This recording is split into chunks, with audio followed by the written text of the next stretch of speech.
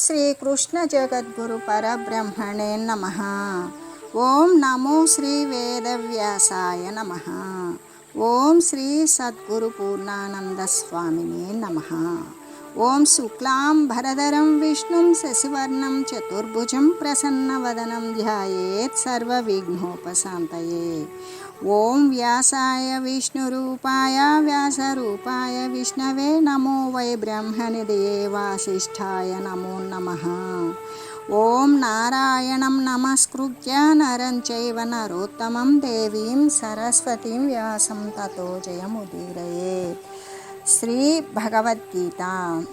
అయితే గీత యందు నిషేధింపబడినటువంటి ఆచార విచారాలేమిటి అన్నప్పుడు కామ్యబుద్ధితో యజ్ఞాదులను ఆచరించడం కానీ, లేదా ఏ కర్మ చేయకుండా ఊరకనే ఉండడం, దానినే అకర్మణత్వము అని చెప్తాం. మూడోది నాస్తిక మతము, నాలుగోది భౌతికవాదము, ఐదోది శరీరానికి కష్టము కలిగించేటువంటి డాంబికమైనటువంటి తపస్సు, ఆరోది మిథ్యాచారము. ఇటువంటివన్నీ కూడా అంటే కోరికతో కూడినటువంటి యజ్ఞము మొదలైనటువంటి కర్మలు ఎప్పటికీ కూడా అవి నిషిద్ధమే. అంటే ఏ విధంగా చేయాలి అంటే కోరికతో కూడినటువంటి కర్మల జోలికి పోకుండా గీత యందు తెలియజేసినట్లుగానే చక్కని కోరిక లేనటువంటి నిష్కామ యజ్ఞాలు, ఫలితాన్ని ఆశించినటువంటి కార్యాలను ఆశ్రయించి తరించడమే కదా శ్రేయస్కరం అని తెలియజేస్తూ, రెండవది అయినటువంటి ఏ కర్మ చేయకుండా ఊరకనే ఉండడం, అదే ఆ కర్మణత్వం. ఏ కర్మ చేయకుండా ఊరకనే ఉన్నట్లయితే అది చాలా గొప్ప స్థితి అని కొందరు తెలిస్తే తలచవచ్చు. కానీ అలా ఉండడం అనేటువంటిది మరికొంతమంది అయితే పరమ వైరాగ్యము, ఇది వైరాగ్యానికి చిహ్నము అని మరి కొందరు ఊహిస్తారు. కానీ అదంతా కూడా పొరపాటే. మనస్సునందు వాసనలు, సంస్కారాలు అంటే కోరికల కోసం వెంపర్లాడటం, కోరిక తీరలేదే అని విచారించటం, అది నేను పొందగలనా అని ఆరాటపడడం అనేటువంటి సంస్కారాలు ఉన్నంత వరకు కూడా ఈ స్థూల దేహముతోటి, శరీరముతోటి కర్మలు చేయకపోయినప్పటికీ కూడా, క్రియలను ఆచరించకపోయినప్పటికీ కూడా ఆ శరీరాంతర్గతంగా ఉన్నటువంటి జీవుని యొక్క బంధం అయితే విడనాడదు. మనసునందు ఆయా సంకల్పాలు విజృంభిస్తూనే ఉంటాయి. ఎందుకు? శరీరాన్ని మాత్రమే కాయిక అన్నీ అంటే శరీరాన్ని, ఇంద్రియాలను కదలకుండా చేస్తూ ఉన్నాడు. వాడు ఏ కర్మను చేయట్లేదే కానీ వాని మనసు అయితే సంకల్ప వికల్పాలతో కూడుకొని అది విస్తారంగా విజృంభిస్తూనే ఉన్నది. ఏ కర్మలు కూడా చేయక ఊరకనే ఉండేటువంటి వారు ఎవరై ఉంటారు అంటే అజ్ఞానముతో కూడినటువంటి తమో గుణాలతో నిండిపోయి అయినా అయి ఉండాలి.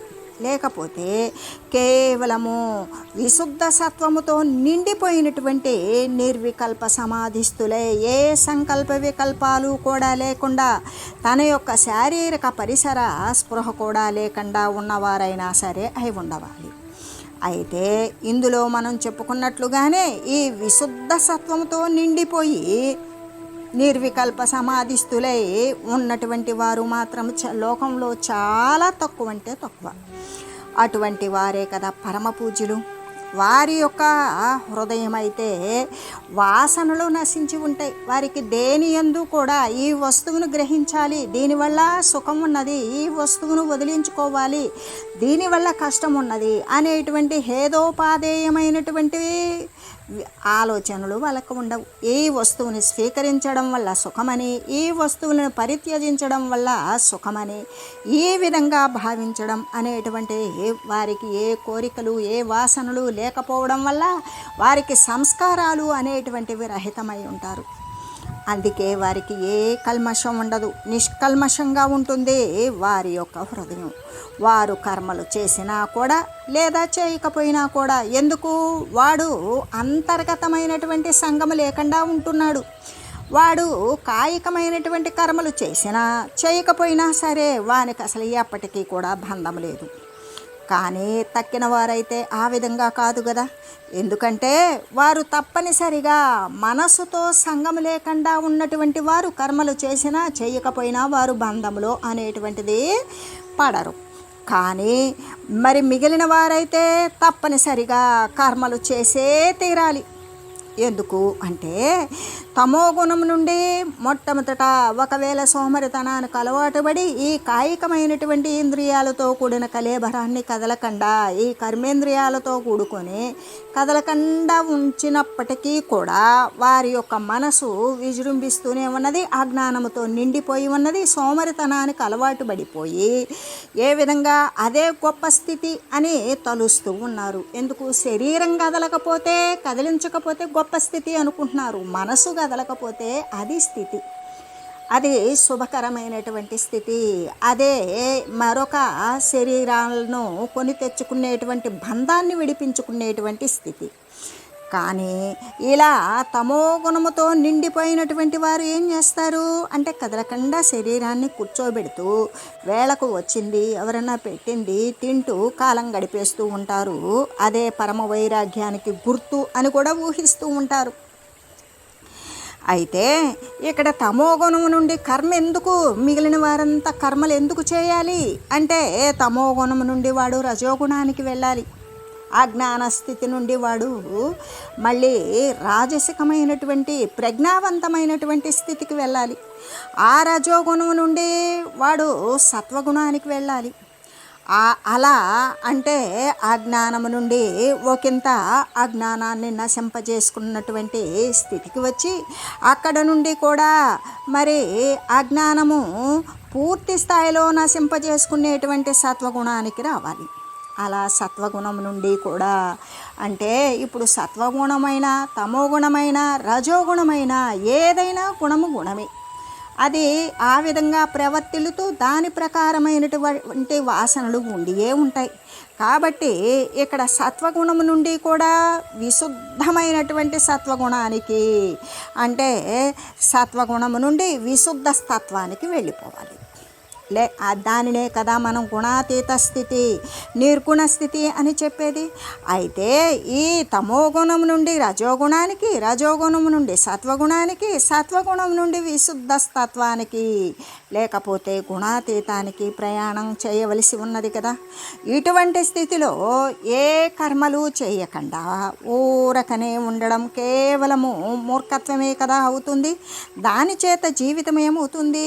భ్రష్టమైపోతుంది. శరీరం మాత్రమే కదలదు, దానికి కావలసినటువంటి పదార్థాలు అందుతూ ఉంటే అది లోపలికి అందకపోతే శుష్కించిపోతుంది, అందితే శరీరానికి కావలసినటువంటి కదలిక లేక అది వాచిపోతుంది, ఇంకా అనేక అనారోగ్యాలు తయారవుతాయి. లేదు పదార్థాలు అందలేదు, శుష్కించిపోతుంది, నిస్సత్తువైపోతుంది. అప్పుడు వాడు ఆ విధంగా శుష్కింపజేసినా లేదా దానిని ఆ విధంగా ఉబ్బింపజేసినా ఏమి చేసినప్పటికీ కూడా వాడు పొందవలసినటువంటి విశుద్ధ తత్వగుణాన్ని వాడు పొందగలుగుతాడా?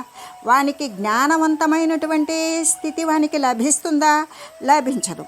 కాబట్టి వాడు గుణాతీతానికి ప్రయాణం కావలసి ఉన్నది. కాబట్టి ఇటువంటి స్థితిలో ఏ కర్మలు చేయకుండా సోమరితనంతో అజ్ఞానముతో తమో గుణముతో నిండిపోయి ఏ క్రియలు కూడా చేయకుండా ఊరకనే ఉండడం అనేటువంటిది కేవలం వాని యొక్క మూర్ఖతే అవుతూ ఉంటుంది. దాని చేత వాని యొక్క జీవితమే భ్రష్టమైపోతుంది, అనారోగ్యము వస్తుంది, సోమరితనము వస్తుంది, నిస్సత్తువ వస్తుంది. వాడు లోక సంబంధమైన క్రియలకు పనికిరాడు, పారమార్థిక సంబంధమైనటువంటి క్రియలకు పనికిరాడు. సరిగదా? బంధమైతే ఇంకా దృశ్యమాన జగత్తుతోటి పెరిగిపోతుంది. ఎందుకు? శరీరం మీద ఉన్నటువంటి దాని చేత జీవితము అనేది భ్రష్టు పట్టిపోతూ ఉంది, బంధము అనేటువంటిది ఇంకా పెరిగిపోతూ ఉన్నది. కాబట్టి శ్రీకృష్ణ పరమాత్మ ఈ 3వ అధ్యాయము కర్మయోగంలో 8వ శ్లోకమునందు కర్మజ్యాయో ఇహ కర్మణః అని చెబుతూ, అంటే కర్మలు చేయకుండా ఉండడం కంటే కూడా చేయటమే మేలు అని చెబుతూ, చేయకుండా ఉంటే సోమరితనము అనేటువంటిది పెరుగుతుంది, తమస్సు అనేది విజృంభిస్తుంది. కాబట్టి కర్మలు చేయకుండా సోమరితనంగా ఉండే కంటే కర్మలు చేయడమే మేలు అని చెబుతూ, తయోస్తు కర్మ సన్యాసాత్ కర్మయోగో విశిష్యతే. అదే మరి కర్మ సన్యాస యోగంలో అయితే ఈ 5వ అధ్యాయంలో 2వ శ్లోకమునందు ఆ రెండింట్లో కూడా ఏ రెండింట్లో కర్మ చేయడమునందు కర్మ చేయకుండా ఉండడములు ఈ రెండింటిలో కూడా కర్మని వదిలివేయడం కంటే కూడా కర్మయోగమే శ్రేష్టము అని కదా చెబుతూ ఉన్నది. ఈ ప్రకారంగా గీత యందు ఆ కర్మణత్వము మీద గట్టిగా దాడి చేశారు పరమాత్మ. అంటే ఇప్పుడు కుంభకర్ణుడు ఉన్నాడు, వాడు ఏం చేస్తాడు? వాడు ఏ కర్మ చేయడు, అంతేకాదు తిని పడుకుంటాడు.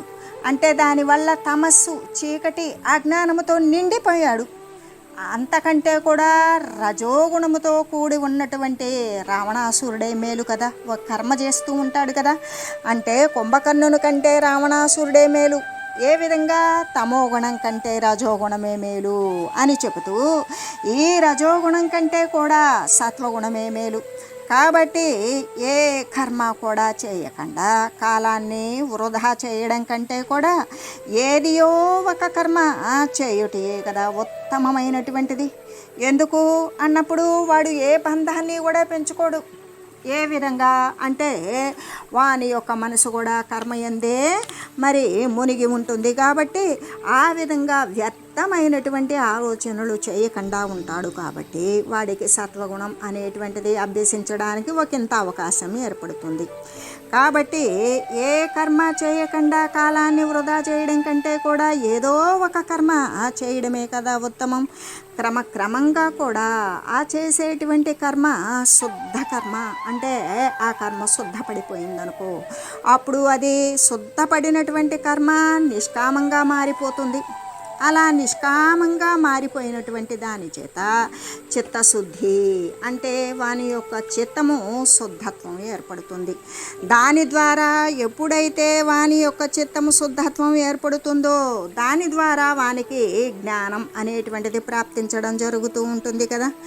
ఈ ప్రకారంగా కర్మ యొక్క ఆచరణ ద్వారా కర్మను ఆచరించడం ద్వారా చిట్ట చివరకు ఏమవుతుంది అంటే నైష్కర్మ్య సిద్ధి రూప మోక్షానికి అంటే కోరిక లేనటువంటి కర్మను చేసేటువంటి దానికి కూడా వీలవుతుంది. అంటే ఏ విధంగా నైష్కర్మ్యం అంటే నిష్కల్మత్వంతో కూడుకొని ఎటువంటి కల్మషము లేక ఎటువంటి ఫలితాన్ని ఆశించకుండా ఉండేటువంటి కర్మను చేయడానికే వాడికి అటువంటి అవకాశం ఏర్పడుతుంది. ఆ విధంగా అలా చేసుకుంటూ వచ్చినప్పుడు ఆ నిష్కామ కర్మతోటి కల్మషరహితమైనటువంటి కర్మతోటి వానికి ఆ కర్మ ఫలితం సిద్ధించినటువంటి రూపమే కదా మోక్షము అనేటువంటిది. ఆ మోక్షతత్వానికే దారి తీస్తూ ఉంటుంది. కాబట్టి సాధకులైనటువంటి వారు ఏం చేయాలి అంటే తమో గుణాన్ని సత్వగుణమని భ్రమించకూడదు.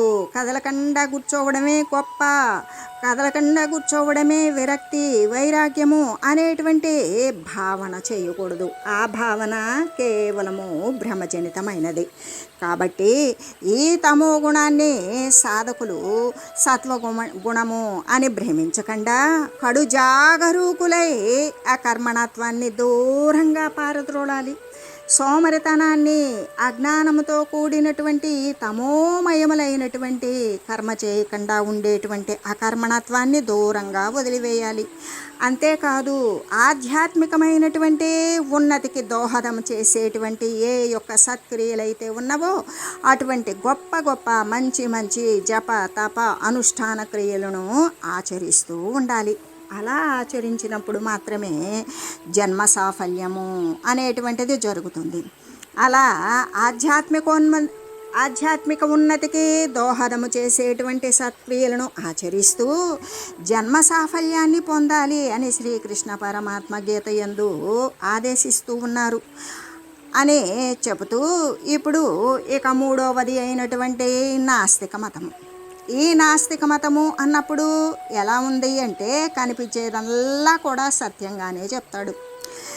ఈ కనిపించేటువంటిది సర్వము సత్యమే. మనకు కనిపించేదేంటి అంటే మన శరీరము, లోకము, దృశ్యము, ప్రకృతి, విశ్వము, ఈ పంచభూత నిర్మితమైనటువంటి ప్రతి వస్తుతతి కూడా ఈ కనిపించేదల్లా కూడా సత్యమే అంటాడు.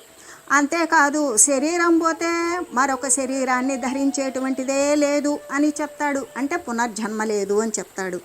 కాబట్టి బ్రతికినటువంటి 4 రోజులు కూడా పుష్కలంగా తినొచ్చు. నువ్వు తాగు, తిను, హాయిగా ఉల్లాసంగా ఉండు. దీనివల్ల నువ్వు పాపం చేసినా పుణ్యం చేసినా దాని సంబంధమైనటువంటి శరీరం పోతే మరొక శరీరం లేనే లేదు.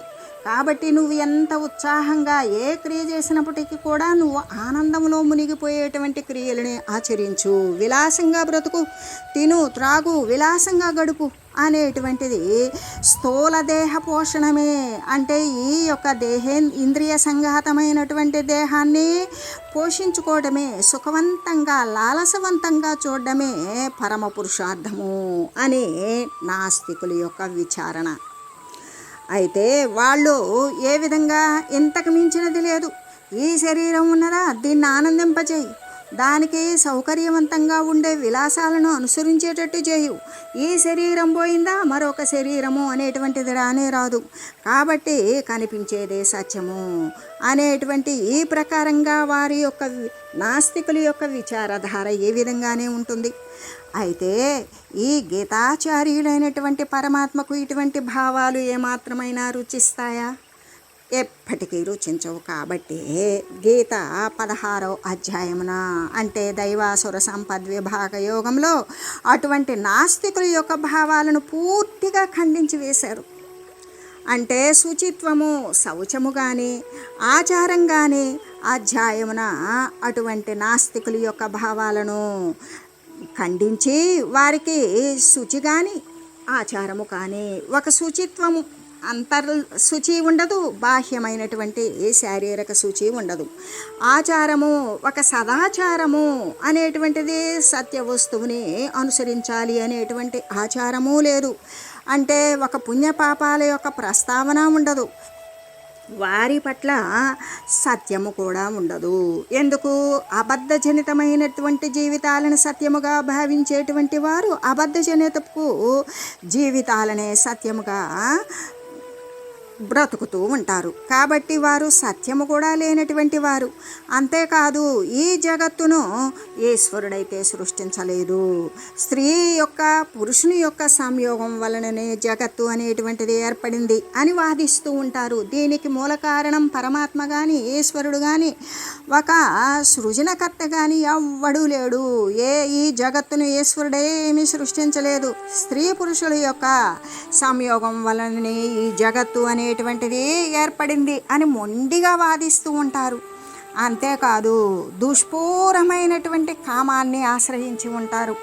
అంటే బలీయమైనటువంటి కోరికలని ఆశ్రయించి వాళ్ళు దంభముతో కూడుకొని అభిమానముతో కూడుకొని మదముతో ఉండి ఈ విధంగా అంటే దంభమాన మదాన్వితులై ఉండి భోగాలను సుఖాలనే వారు అవి తప్ప మరొక గమ్యం లేదు. అదే లక్ష్యము. ఎంత సుఖించామా, ఎంత అనుభవించామా, ఎంత సంపాదించామా, ఏ విధంగా మరి దీనిని అనుభవయోగ్యమైనటువంటి లాలసతో దీనిని శరీరాన్ని ఉంచగలుగుతున్నామా అనేటువంటి భోగాలని పరమ గమ్యంగా భావిస్తారు. ఆ దానిని అనుభవించడానికి ప్రతి ఒక్కరికి డబ్బు ఉండదు కదా. ఆ దానిని అంత సులభమైన సుఖవంతమైనటువంటి విలాసాలను అనుభవించడం కోసం అన్యాయంగా కూడా వారు డబ్బుని ఆర్జిస్తారు. అంటే ఆ సుఖవంతమైన సౌకర్యాల కోసం అన్యాయమైనటువంటి ద్రవ్యాన్ని ఆర్జిస్తారు. అంతేకాదు ఆర్జించినటువంటి ధనంతో మదంతో కూడుకొని మదాంధులై అంటే కళ్ళకు పొరలు గమ్మి గర్విస్తూ ఉండేటువంటి ఆ నరాధములను నరకమునందు ఇక ఎటువంటి అంటే వారి యొక్క శరీరము అనేటువంటిది పతనమైందా, ఇక వారు మళ్ళీ కూడా ఈ యొక్క సువర్ణ అవకాశం ఉన్నటువంటి మానవ సిద్ధేహాన్ని అయితే పొందరు. నీచమైనటువంటి మరి చర అచరాలలో ఉన్న క్రిమి కీటకాదులు మరి గోతుల్లోనూ నూతుల్లో ఉన్నటువంటి పాడుబడిన వాటిల్లో ఉన్నటువంటి క్రిములుగాను లేదు రాళ్ళు రప్పలుగా చెట్లుగా ఈ విధంగా నీచమైనటువంటి యోనులు యందే నేను విసిరివేస్తాను అని పరమాత్మ తెలియజేస్తూ, అంతేకాదు అధోగతే వారికి శరణ్యం. ఇంకా వాళ్ళకి వేరేటువంటిది రానే రాదు అని పరమాత్మ అంటే శ్రీకృష్ణ పరమాత్మ అటువంటి వారిని గురించి పలికినటువంటి వాక్యాలు సాధకలోకానికి గొప్పదైనటువంటి హెచ్చరికగానే ఉంటుంది. కాబట్టి ముముక్షువులైనటువంటి వారు ఇటువంటి నాస్తిక భావాలను అంటే ప్రకృతికి మూలమైనటువంటి పురుషుడు పరమాత్మ వస్తువు అనేది లేదు అనేటువంటి నాస్తిక తత్వము, మరి స్త్రీ పురుషుల యొక్క కలయిక వల్లనే ఈ సృష్టి అనేటువంటిది ఏర్పడుతుంది అనేటువంటి ఈ నాస్తిక భావాలను సాధకులైనటువంటి ముముక్షువులైనటువంటి సాధకులు ఈ నాస్తిక భావాలను ఏమాత్రము కూడా దరికి చేరనీయకుండా పరమాత్మే సత్యము అని భావిస్తూ దేహము మొదలైనటువంటి భౌతికమైనటువంటి వస్తుజాలమంతా కూడా అసత్యమే అని తెలుసుకొని భోగము పట్ల ఉన్నటువంటి కోరికను ఆసక్తిని కూడా వదిలివేసి యోగాసక్తిని పెంపొందించుకోవాలి. యోగము పరమాత్మతో ఐక్యాన్ని చెందాలి అనేటువంటి కోరికను వృద్ధి చేసుకుంటూ జీవితాన్ని పరమార్థ సంపాదనం కోసం ఆ పారమార్థిక చింతన చేస్తూ పరమార్థ సంపాదనం కోసం అంకితం చేసుకొని బ్రహ్మానందానుభూతిని ఎక్కడనే పడవలేను అని పరమాత్మ తెలియజేశారు. అంతేకాదు 4వది అయినటువంటి భౌతికవాదము అంటే ఇదంతా కూడా భౌతికవాదము అనేటువంటిది ఇదంతా దేని వలన జరగడం లేదు. నేచర్ అంటే ప్రకృతి వలన మాత్రమే సమస్తము జరుగుతున్నది.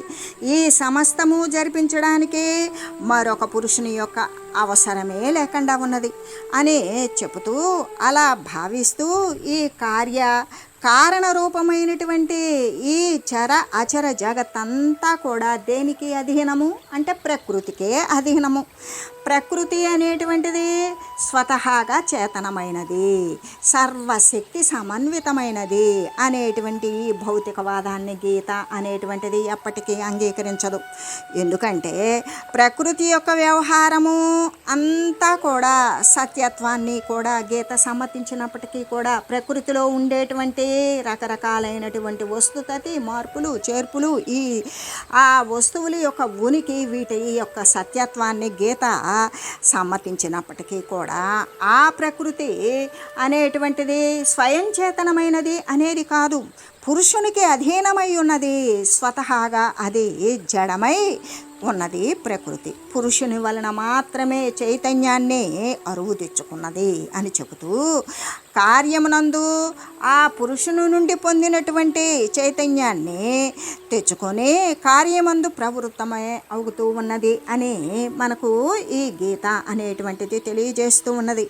అందుకే 9వ అధ్యాయం అయినటువంటి దాంట్లో మయాధ్యక్షేణ ప్రకృతి సూయతే సచరాచరం అంటే చైతన్యవంతుడైనటువంటి పరమాత్మ యొక్క సాన్నిధ్యము చేత ప్రకృతి ఈ స్థావర జంగమాత్మకమైనటువంటి సమస్త ప్రపంచాన్ని కూడా ఉత్పన్నం చేస్తూ ఉన్నది. ఏ విధంగా? పరమాత్మ ఎటువంటి వాడు? చైతన్యవంతుడు. ఆయన యొక్క సాన్నిధ్యము చేతనే ఆ పరమాత్మ యొక్క సామీప్యము చేతనే ఈ ప్రకృతి అంతా కూడా కదిలేటువంటిది కదలనటువంటిది ఉన్న ఈ చర అచర రూపమైన స్థావర జంగమాత్మక రూపమైనటువంటి ఈ సమస్త ప్రపంచాన్ని కూడా ప్రకృతి తన స్వయం చేతనతోటి ఉత్పన్నం చేయడం లేదు, పరమాత్మ యొక్క సాన్నిధ్యము చేత ఇది ఉత్పన్నం చేస్తూ ఉన్నది ప్రకృతి అని ఈ వాక్యాలను గీత అనేటువంటిది రుజువు చేస్తూ ఉన్నది కదా. అంతేకాదు జగత్తు అనేటువంటి సభకు భగవానుడు చైర్మన్ లాంటివాడు అంటే అధ్యక్షుడు, ప్రకృతి అనేటువంటిది సంచాలకుడు, ప్రకృతి అనేటువంటిది సర్వము కూడా ఊనుకొని ఉంటుంది. ఆ విధంగా ఉండేటువంటి అంటే ఈ యొక్క సంచాలకుడు అంటే కన్వీనర్ లాంటి వాడు ప్రకృతి అనేది. అయితే అధ్యక్షుడు అనేటువంటిది కనుక చైర్మన్ లేకపోతే మరి తక్కిన వారంతా కూడా సభ అనేటువంటిది రాణిస్తుందా? ఒక సభకి అధ్యక్షుడు ఎంత మూలమో అలాగే ఈ యొక్క అధ్యక్షుడు అనబడేటువంటి భగవానుడు ప్రకృతికి మూలమైనటువంటి వాడు.